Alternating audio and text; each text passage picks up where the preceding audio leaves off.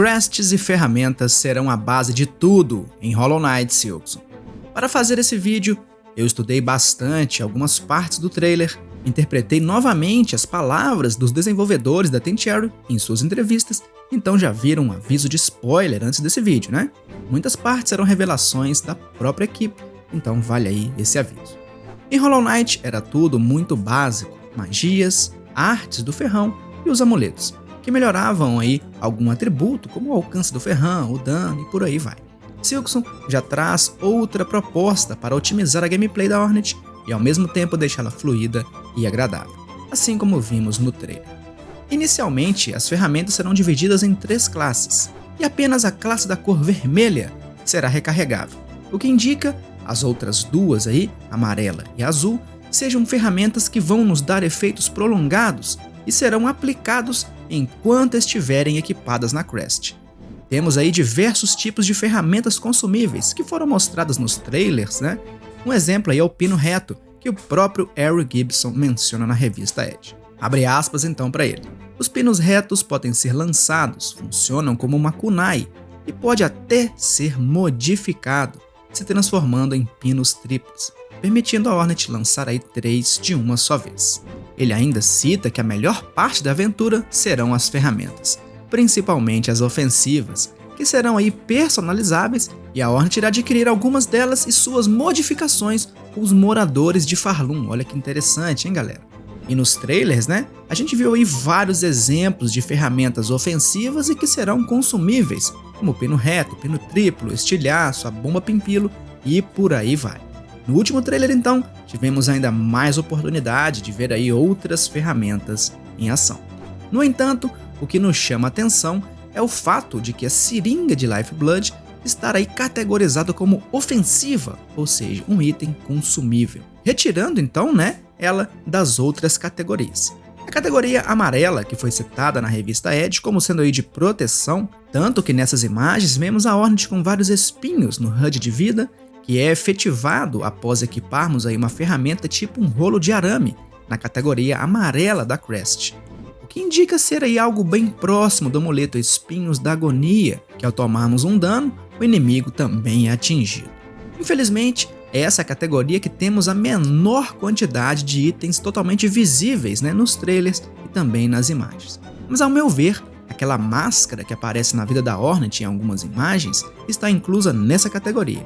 Já a categoria azul será para utilitários e suporte, como por exemplo, William Peeling compra um colar em uma loja de Bunny Bottom e ele dá à Hornet o benefício de coletar mais fragmentos de concha dos inimigos. Olha que interessante, galera. Ao meu ver, teremos também a parte de localização, a famosa bússola, né, dentro dessa categoria, e algumas ferramentas aí que poderão aumentar o carretel de seda podem estar por aqui. Mas então o que são essas crests e como as ferramentas se unirão a elas?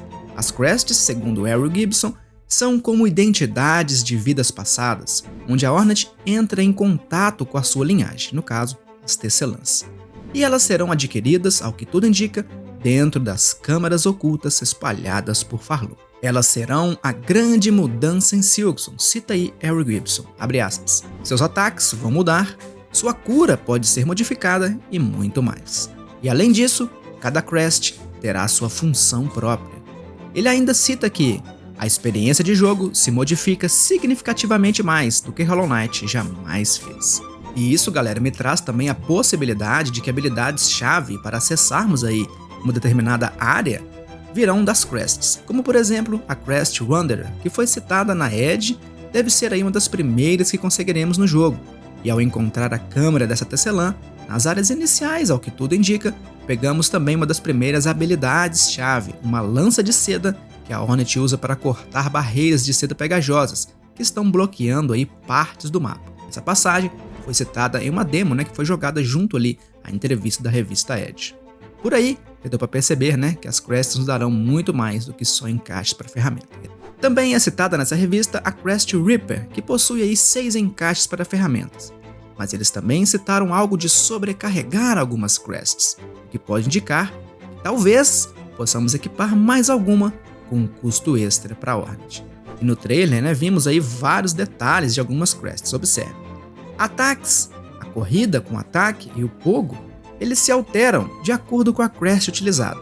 Sem nenhuma crest, notamos que a Hornet tem um ataque mais padrão, digamos assim.